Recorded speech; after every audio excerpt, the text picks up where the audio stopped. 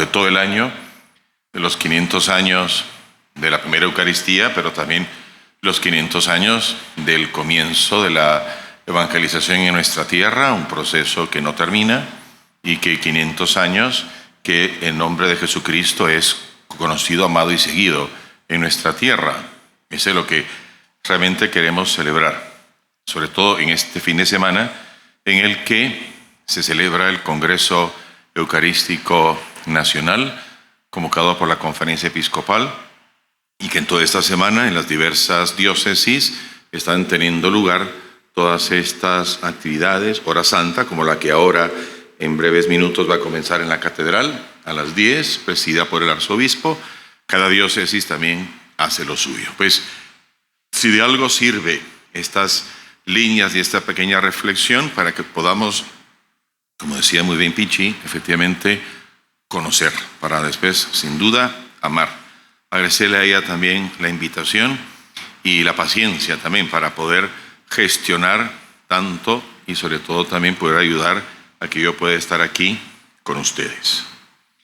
Pues el tema es un poquito la historia de la primera misa. En ocasiones yo creo que también nos hemos enfocado demasiado en subrayar la primera misa y tenemos en cuenta que ese es el punto de salida, el punto de partida.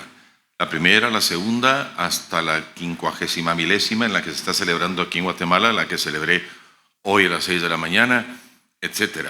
Entonces, vamos a verlo desde el punto de vista histórico, historiográfico. Entonces tampoco hay que asustarse al darnos cuenta que no tenemos tampoco un dato histórico que vaya a asegurarnos cuál es la primerísima misa que se celebró en Guatemala, por donde entraron los españoles, venía con ellos el padre Juan Godínez. Quizá la primerísima misa fue celebrada pues en lo que hoy conocemos por nosotros como en la costa, pues porque por ahí entraron y en algún momento hubo alguna celebración de la misa, aunque ciertamente en 1524 las normas litúrgicas establecían unas reglas, si se quiere, que no permitían la celebración de la Eucaristía en cualquier sitio. Pero hubo una, sin duda. Y vamos a hablar de esas Eucaristías, de esas misas, de las cuales sí que tenemos algún dato histórico, ¿verdad? Unas fuentes históricas. El tema sobre la evangelización de América y de modo específico de Guatemala ha llevado a un gran número de estudios.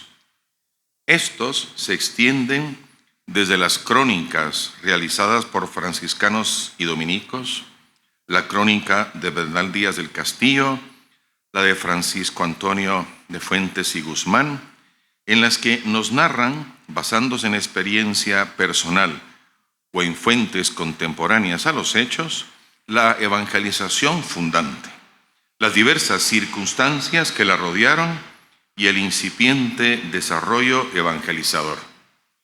Estudiar con rigor histórico y sin apasionamientos el proceso de evangelización en nuestras tierras, desde su momento fundante hasta el desarrollo progresivo en los siguientes siglos, constituye un reto insoslayable. Conocer la realidad que los misioneros debían evangelizar y los diversos métodos misionales con los que buscaban solucionar pastoralmente los problemas que les aquejaban, constituye una aproximación al conocimiento objetivo de lo que constituyó el inicio del caminar cristiano en nuestras tierras. Este año celebramos los 500 años del comienzo de la evangelización en Guatemala. Es nuestro deber no solamente agradecer la rica herencia religiosa y cultural que hemos recibido, sino también conocerla. El propósito de escribir estas líneas no es otro sino el de volver la mirada al pasado, para acercarnos, aunque de modo incompleto por las limitantes que supone la falta de datos, a los primeros momentos de la evangelización en Guatemala. Los cronistas religiosos trabajaron historiográficamente para establecer la veracidad histórica de los sucesos narrados. escribieron una etapa nueva de la historia de la Iglesia. Para conocer el trabajo misionero realizado por los misioneros de la primera hora, es imprescindible conocer las fuentes que nos lo describen. Pero, citando a Benedicto XVI, ¿qué ha significado la aceptación de la fe cristiana para los pueblos de América Latina y del Caribe? Para ellos ha significado conocer y acoger a Cristo, el Dios desconocido que sus antepasados, sin saberlo, buscaban en sus ricas tradiciones religiosas. Cristo era el Salvador que anhelaban silenciosamente. En Guatemala inicia este maravilloso proceso evangelizador, proceso de gracia y naturaleza humana, proceso de gracia y barro, en 1524. Los indígenas tendrán poca conciencia de lo que el bautismo representaba, pero iniciaba en ellos un lento proceso de asimilación de la fe recibida. Adrián Recinos nos trae en sus Crónicas Indígenas de Guatemala cómo describe Cají y Mosh su bautismo. Yo soy el Señor Cají y Mosh, el Actopotzil, yo que fui bautizado por la gracia de Dios con el nombre de Don Pedro. Estos fueron los nombres que nos puso el padre Fray Toribio, es decir, Fray Toribio de Motolinía, y el padre guardián Fray Pedro de Petasay Cuartín, es decir, Fray Pedro de Betanzos, quienes nos echaron el agua en la cabeza. Cito este documento del siglo XVI. Poco a poco, entonces, van tomando conciencia de lo que la evangelización suponía en sus vidas. Al pasar el tiempo, se van introduciendo en la vida de la Iglesia y ellos se sienten parte de la Iglesia. Así nos lo narra el Memorial de Sololá, cuando nos relata: Pablo Hernández y Pedro Ramírez, alcaldes; Juan Luis, alguacil mayor; Pablo Jiménez, escribano. El 86 año de la Revolución cayó en el día 2 Aj, nomenclatura cachiquel, es decir, el 2 de febrero en que cayó el día de Santa María de la Purificación. Bendijeron las candelas y cambiaron 10 días que no debían contarse, porque vino la orden de nuestro gran padre, el Santo Padre de Roma, 328 del año 82 a los 81 años, cachiqueles, de la revolución en la ciudad de Iximché, 329. 60 años desde que vinieron los castellanos, 1524-1584, citando, como digo, el Memorial de Sololá. El historiador indígena cachiquel así da cuenta de cuando, por orden del Papa Gregorio, se cambió 10 días en el calendario gregoriano. Así ellos reciben la noticia 2 años después, pero se ven ya parte de la comunidad de la Iglesia, llamando al Papa nuestro Santo Padre, el Papa de Roma. Dios ha ido preparando a todos los pueblos y sembrando en ellos las semillas del Verbo, ya presentes en sus culturas originarias. Así nos lo propone San Juan Pablo II. En los evangelios se narran encuentros con Cristo de personas en situaciones muy diferentes. A veces se trata de situaciones de pecado que dejan entrever la necesidad de la conversión y del perdón del Señor. En otras circunstancias se dan actitudes positivas de búsqueda de la verdad, de auténtica confianza en Jesús, que llevan a establecer una relación de amistad con Él y que estimulan el deseo de imitarlo. No pueden, pues, olvidarse. Estoy haciendo desastres aquí. No pueden olvidarse de los dones con los que el Señor prepara a algunos para su encuentro posterior. Eclesia en América, número 13. En este breve texto, pues, centraremos nuestra atención en intentar datar y localizar la celebración de la primera misa. No hace falta ser expertos en historia cristiana guatemalteca, historia de 500 años, para conocer que la Eucaristía ha producido abundantes frutos en la vida de fe de este país. En efecto, son muchos miles de fieles que durante toda la historia cristiana guatemalteca se han acercado y continúan acercándose con gran fe y piedad a la celebración de este sacramento. Basta visitar cualquier iglesia de cualquier ciudad, poblado o comunidad para encontrarse con la feliz realidad de la fe y el amor que los cristianos tienen a este sacramento. El área y la dimensión del presente estudio está claramente delimitado. Se trata de un intento de reconstruir el ambiente y la realidad de la primera misa celebrada en el reino Cachiquel. ¿Cuándo se celebró esta misa? ¿Dónde se celebró? ¿Quiénes participaron? ¿Quién presidió tan memorable celebración? Estas son algunas de las preguntas que buscaremos responder. Ahí vamos por introducción, para calentar motores. Contextualización histórica. ¿De qué época estamos hablando? ¿Qué pasaba en nuestra tierra en 1524? El 12 de abril de 1524, vencidos los quichés en ayuda de los guerreros cachiqueles, Alvarado y su ejército entran y se establecen en la ciudad de los cachiqueles llamada Ixinché. Todos los habitantes indígenas, encabezados por los reyes Belejecat y Cají-Mosh, recibieron a Tonatiuh, que entraba entre muchos aplausos y con rostro sonriente a la ciudad indígena. El 25 de julio del mismo año, después de haber conquistado a los tujiles, a los de Panatacat, actualmente Escuintla, y a los de Cuscatlán, actualmente El Salvador, Alvarado, por medio del acta fundacional, declara a esta ciudad indígena capital de las nuevas tierras conquistadas.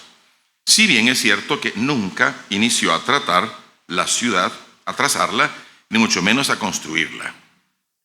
La estancia de los españoles en esta ciudad cachiquel no será ni larga ni pacífica.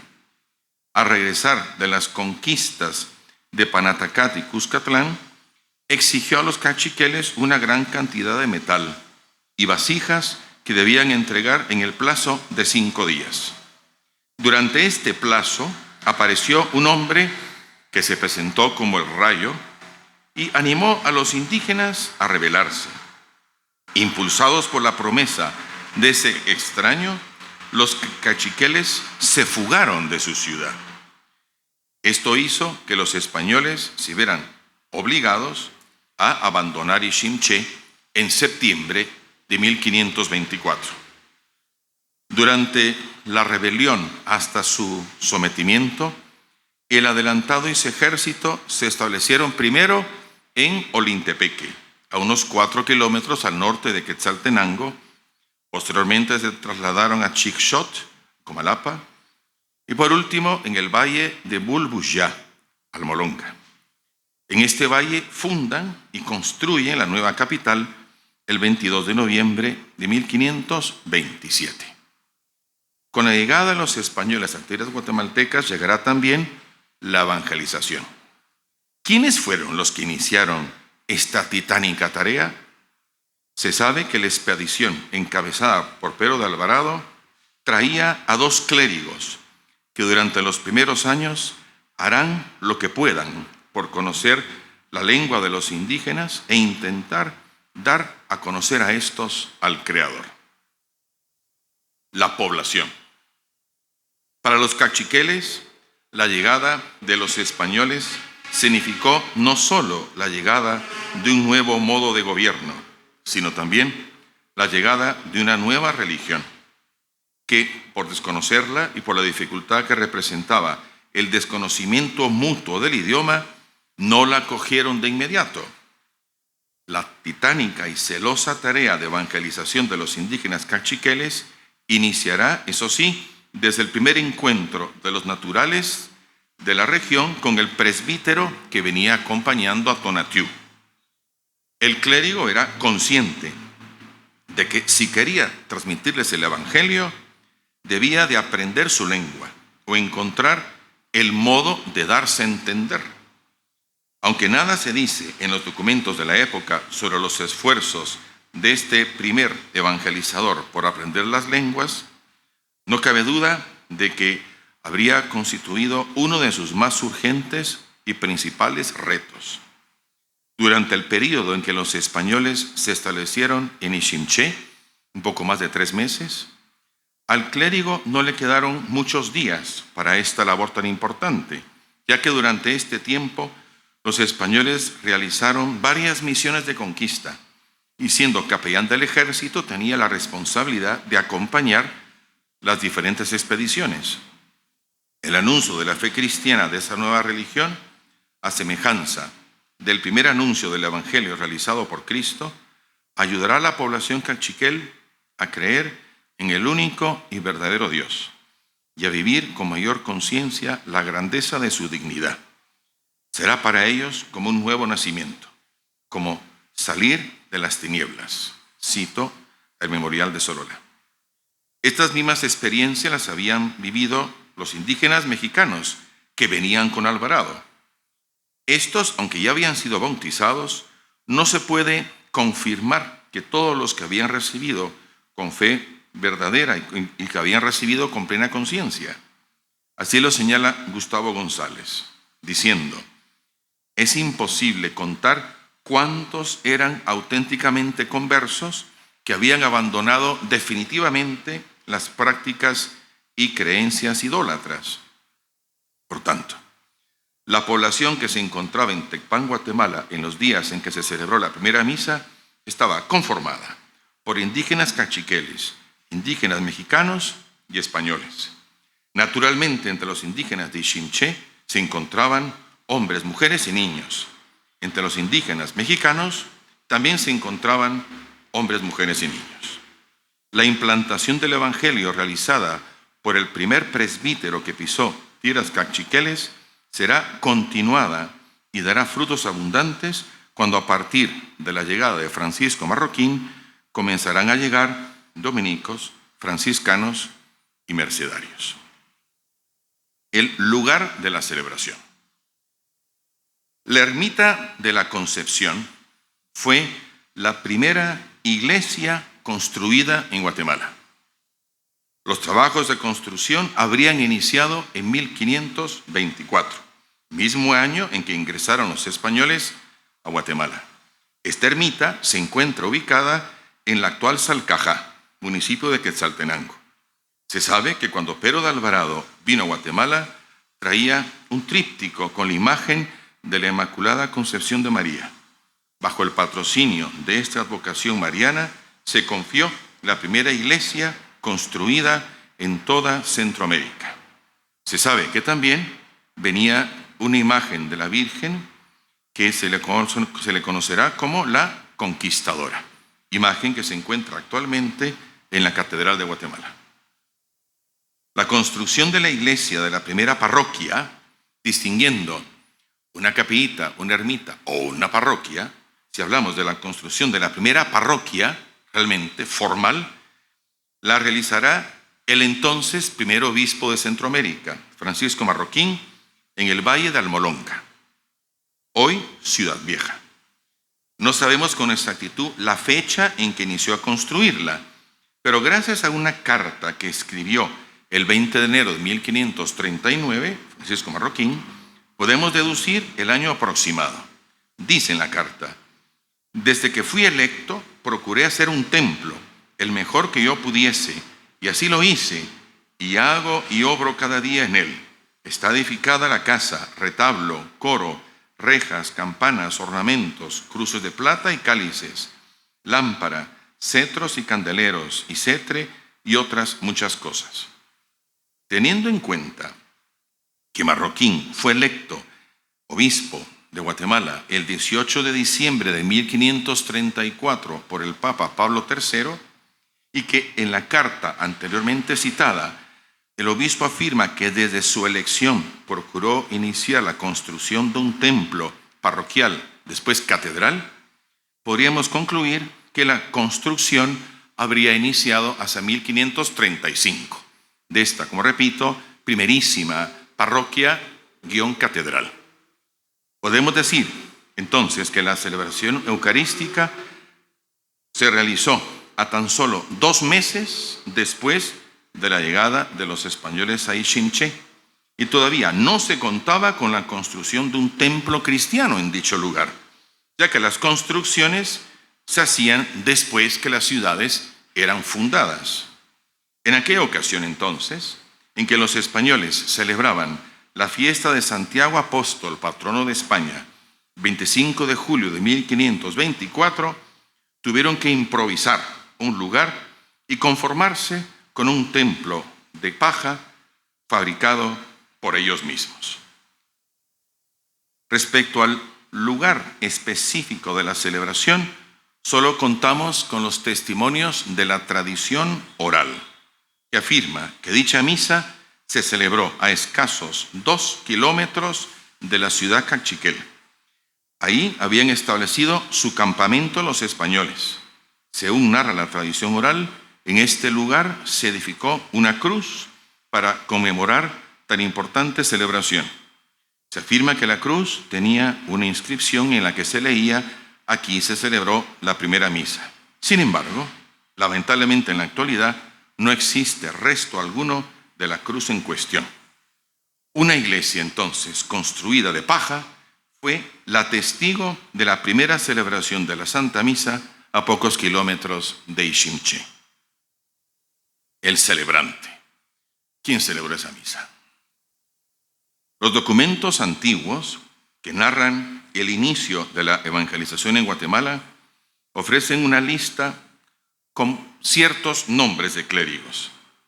Así, por ejemplo, el título de la casa Ixin Nejaib, que son documentos indígenas que ellos se los sabían de memoria, narrando su propia génesis, su propio origen, sabiéndoselo de memoria por tradición oral, que después, una vez evangelizados y alfabetizados ellos mismos, pusieron por escrito en cachiquel con caracteres latinos su propia historia. Esto se refiere a los títulos de las diversas casas nobles, tanto de quichés como de cachiqueles. En este caso concreto, de la casa Ixin Nejaib, que afirma: con Pero de Alvarado venían 4 padres de la Orden de San Francisco y otros 2 dominicos. Llamábanse uno Fray Gonzalo y otro Fray Francisco y otro Fray Juan Doctor y Fray Martín. Fray Francisco Vázquez, cronista franciscano ya del siglo XVII, que tienen el gran valor estos cronistas religiosos de escribir las diversas génesis historiográficas de sus órdenes franciscanos o dominicos, y que tuvieron contacto con un montón de fuentes históricas que hoy nosotros no podemos entrar a tener contacto porque se perdieron después de la Revolución Liberal de 1871. Ellos sí tuvieron contacto con esos documentos y escriben así la crónica de la evangelización narrada, ya sea por franciscanos o por dominicos. Fray Francisco Vázquez entonces dice que los que iniciaron con la conquista espiritual son Fray Francisco de Pontaza y Fray Juan de Torres. Es interesante que, si se quiere, ambos documentos, un indígena y otro Fray Francisco Vázquez, tienen contacto con esos documentos y al mismo tiempo poder leer otras fuentes historiográficas. Bernal Díaz del Castillo, que es un soldado, y Fuentes y Guzmán, que es otro soldado, que dan otros aportes, tratando así de determinar quién fue el padrecito que acompañaba a Alvarado y que celebraría esta primera misa. Bernal Díaz del Castillo simplemente refiere que con Alvarado venían unos clérigos. Fuentes y Guzmán señala que, como quiera que los venerables sacerdotes Juan Godínez, Juan Díaz, don Francisco Marroquín, don Juan Alonso, Francisco Hernández y otros clérigos de clara memoria continuasen lo que los padres Juan Godínez y Juan Díaz, capellanes del ejército, comenzaron con santo celo y espíritu admirable. Constantino Baile nombra a los siguientes: Juan Godínez, Juan Díaz, Francisco Hernández y Juan Gascón, Juan Grocoso y Juan Atenso, Francisco de Peralta y Pedro Martínez, estos dos agregados después. Siguiendo ese testimonio, podemos afirmar que con Alvarado vendrían dos clérigos, sacerdotes seculares, Juan Godínez y Juan Díaz. En estos dos sacerdotes recayó la inicial primera tarea de la evangelización. Continuaba después por los diversos frailes, dominicos o franciscanos. Como lo narran los diferentes documentos de la época, estos clérigos no escatimaron esfuerzo alguno en esta misión tan importante. Del padre Juan Díaz solo se conocen noticias hasta la conquista de los quichés. Posteriormente se sabe de su muerte en México. Esto nos permite suponer que el presbítero Juan Díaz se habría quedado evangelizando a los indígenas quichés y después habría regresado a México. Del padre Juan Godínez, por ejemplo, se sabe que el 22 de enero de 1524 bautizó a la recién nacida Leonor, hija del adelantado y de su mujer tlaxcalteca, dona Luisa de Xeconténcatl. Cuando van a la antigua, ¿verdad?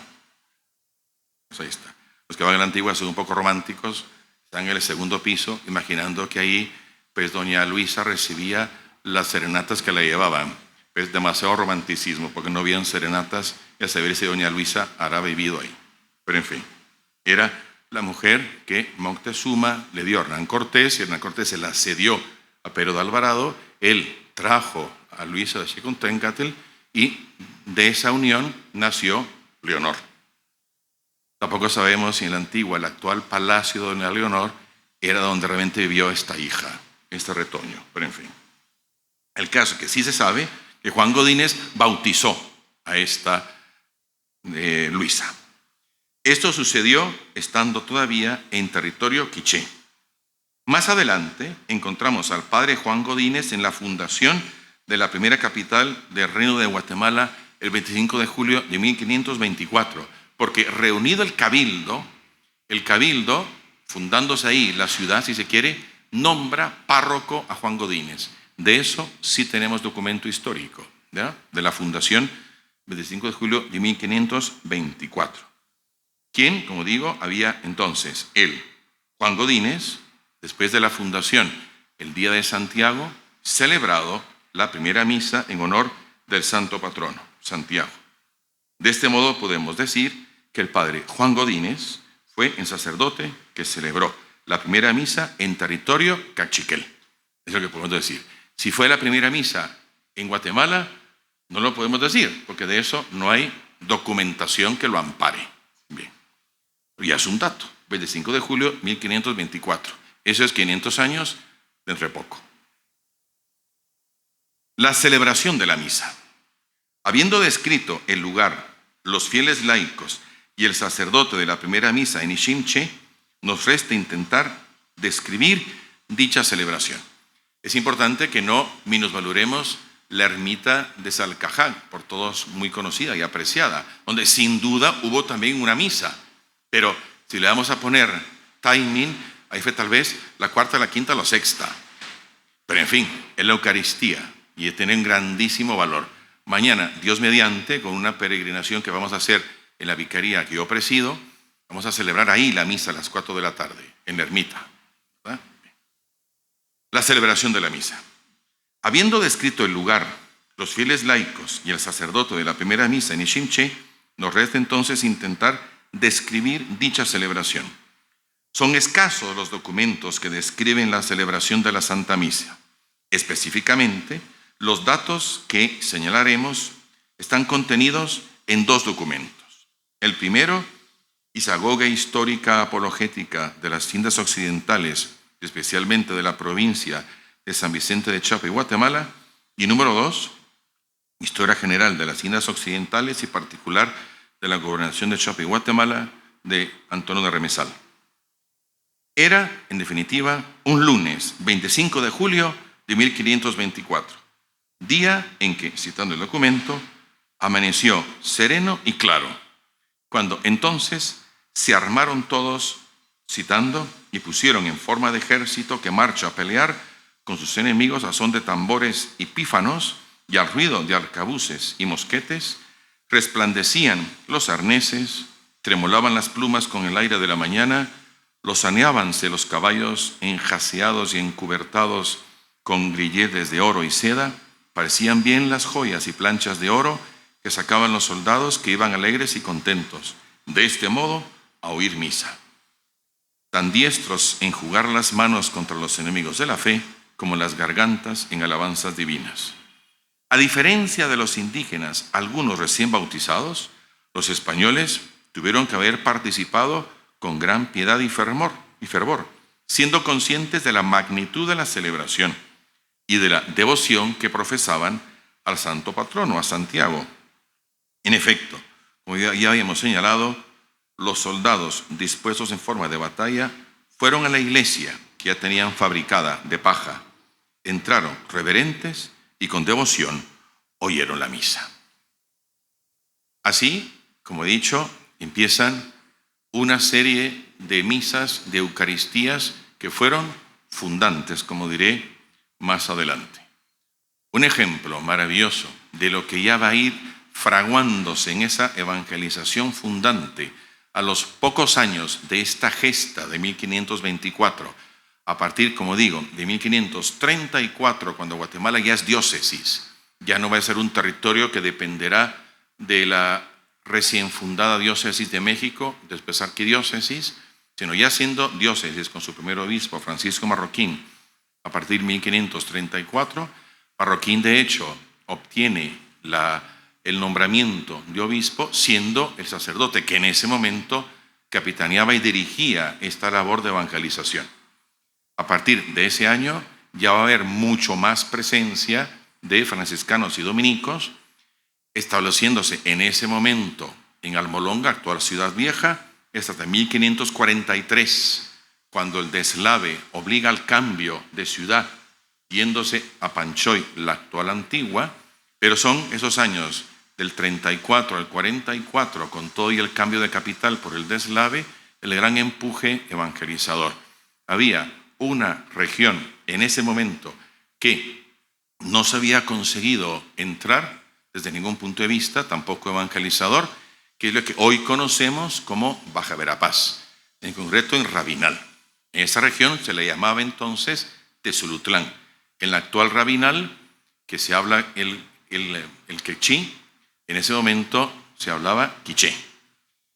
No habían conseguido entrar, ¿sí? Y los soldados tenían la certeza que aquello era la zona de guerra, que no habían podido entrar, y entonces surge la iniciativa dada por Fray Bartolomé de las Casas, diciendo: yo voy a entrar allí y voy a convencerlos. Va a ser una evangelización por convicción, y entonces se reían de él, diciendo: te van a matar, no vas a llegar, ni mucho menos, muy lejos, vas a morir. Y entonces preparan la estrategia pastoral que ahora describiré. A eso le llamo yo efectos ya de la presencia real de Jesucristo en la Eucaristía, efectos de esa incipiente evangelización. Y en concreto, se narra aquí la primerísima misa celebrada en Rabinal, hoy Verapaz, llamada así precisamente Verapaz porque fue una paz verdadera por la que más fácilmente entró así el Evangelio. La labor iniciada por el padre Juan Godínez fue continuada por franciscanos, dominicos y mercedarios. Es encomiable el caso de la evangelización de la Verapaz, que inició con la curiosa y atenta mirada del cacique de Tezulutlán. La región de Tezulutlán había quedado como la única fuera del dominio español. Por 3 veces se habían hecho intentos de sometimiento sin resultados. Los conquistadores la llamaban tierra de guerra y les suponía una conquista incompleta hasta que la dominasen. Los indígenas de la zona tenían fama por su bravura y ciertamente les ayudaba también las condiciones adversas de la naturaleza para hacer que el ingreso y dominio de los españoles fuera así casi improbable. Esto nos ayuda a entender la valentía de Fray Bartolomé de las Casas de aventurarse a una misión que ofrecía pocas probabilidades de éxito. Los conquistadores, que habían ofrecido batalla como único medio para llegar a aquella región, piensan que una conquista pacífica por convicción es tarea imposible. Los frailes, en cambio, saben que tienen en sus manos una empresa importante. Deciden no ir ellos primero a la región, sino enviar indígenas ya cristianos que llegarán con más facilidad al cacique. Por ello, se dedican desde mayo de 1537 a preparar a los mercaderes, en ese momento Guatemala ya es diócesis. 1537 empiezan a preparar a estos indígenas mercaderes que irán a Tezulutlán, enseñándoles versos con doctrina cristiana musicalizados en quiché. Requieren de meses para el aprendizaje de las coplas. Antonio de Remesal señala que los indígenas, una vez aprendida la melodía, añaden las connotaciones propias que harán de esas canciones el primer texto inculturado de la fe en Guatemala. Para septiembre de 1537, los mercaderes están listos y les envían con algunos regalos para los caciques de aquella región. De las canciones, los mercaderes pasaron a hablar de los frailes y de su forma de vida, logrando que los indígenas quisieran conocer a aquellos hombres. El cacique envía a su hermano con los mercaderes con la invitación para que los padres llegaran a explicar aquella doctrina. Los dominicos entonces envían a Fray Luis de Cáncer, por ser quien mejor hablaba la lengua. Remesal nos pinta la escena de la primera misa dicha en tierra de Tezulutlán. Al observar el modo como Fray Luis de Cáncer celebraba la liturgia, el cacique entendía que había algo más en la vida de los frailes y en la doctrina por ellos enseñada. Cito a Fray Antonio de Remesal, que describe la escena. Y mientras el padre dijo misa, el día que celebró, estuvo el cacique con grande atención, mirando todas aquellas ceremonias, y el talle, forma y limpieza de las vestiduras sacerdotales, que le agradó todo notablemente. El hermano del cacique le dio relación de todo lo que le había mandado saber de la vida y costumbres de los padres, y cómo respondía a su deseo, causábale mayor afición, y totalmente se determinó él, el cacique, de hacerse cristiano y recibir la fe, y él mismo se hizo predicador de ella a sus vasallos. Así, a través de la Eucaristía, este cacique recibe la fe y a través suyo a todos los demás. Remesal apunta que la sinceridad en la conversión del cacique don Juan, que así se hizo llamar al bautizarse, queda fuera de dudas cuando, por ejemplo, se celebró el matrimonio del hermano del cacique con la hija de un principal de Cobán. Don Juan pide que no se hagan ya los habituales sacrificios a los ídolos que se practicaban en esas ocasiones, ya que él ahora es cristiano. El cacique don Juan llega a la ciudad de Santiago de Guatemala en 1538 y es recibido por el obispo Francisco Marroquín. Para concluir, al finalizar este breve acercamiento a tan importante acontecimiento celebrado en tierras guatemaltecas, no cabe duda que para muchos los datos ofrecidos en este documento habrán sido novedosos, para otros en cambio quizá ya conocidos. Pero también es cierto que a nadie deja indiferente el hecho de acercarse a estos acontecimientos históricos, ya que permite trasladarnos a aquellos días tan cruciales para nuestra tierra. Desde los primeros momentos de la llegada de los españoles a tierras americanas, inició la evangelización, la cual fue fundante, sorprendente y progresiva, tal y como lo testimonia el autor del Memorial de Sololá. Durante, dice, el 8º mes, después que tuvo lugar el derrumbe, llegaron aquí a nuestra iglesia nuestros padres de Santo Domingo, Fray Pedro Ángulo y Fray Juan de Torres. Llegaron de México el día 12 Bats, es decir, 10 de febrero de 1542. Esto es en Sololá. Nuestra instrucción comenzó por medio de los padres de Santo Domingo. Luego salió la doctrina en nuestra lengua, doctrina cristiana en lengua guatemalteca ordenada por Marroquín. Nuestros padres, Fray Pedro y Fray Juan, fueron los primeros que nos predicaron la palabra de Dios. Habíamos vivido en tinieblas. Nadie nos había predicado la palabra de Dios.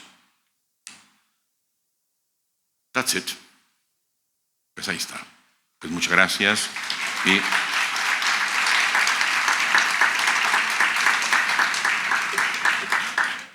es imposible en poco tiempo tratar de abarcar tanto y de tratar de comprender y de hacer comprender esta tarea encomiable que se habla sobre los 500 años de la evangelización, hecha por cristianos, no por superhombres, pero tampoco por marcianos, hecha por hombres que son santos y pecadores, gracia y barro. Pretender, como algunos acusan a la iglesia, que hubo errores en ese proceso de evangelización, pretender que fuera perfecto, nadie lo ha dicho. Es un proceso humano, ciertamente, con errores, pero ciertamente también trabajando toda la gracia de Dios. Muchas veces, cuando queremos nosotros analizar el pasado, también nos sirve de mucho ver el presente. Cuando uno mira, por ejemplo, en nuestras tierras, lo que decía yo al principio, la devoción eucarística que Guatemala tiene, se muestra que no fue un proceso evangelizador superficial, que no fue un proceso evangelizador solo como dicen, algo momentáneo, superficial o impuesto. Si fuera algo impuesto, no hubiera habido una sincera conversión. Se hubiera terminado en la primera generación, hubieran continuado exactamente igual. Pero sí hubo conversión, sí hubo, y el proceso evangelizador continúa y sigue siendo también un proceso de gracia y de barro. Basta con ir a nuestros pueblos, aquí, nosotros mismos también, cuando celebramos el Corpus Christi, te das cuenta de la devoción sincera que hay. Esto en 500 años se muestra como, si se quiere, un grandísimo fruto. Por sus obras los conocerán, por sus frutos los conocerán. Y ahí están, en mi opinión también, los grandísimos frutos. Pues muchas gracias. Y ahí están. Muy bien.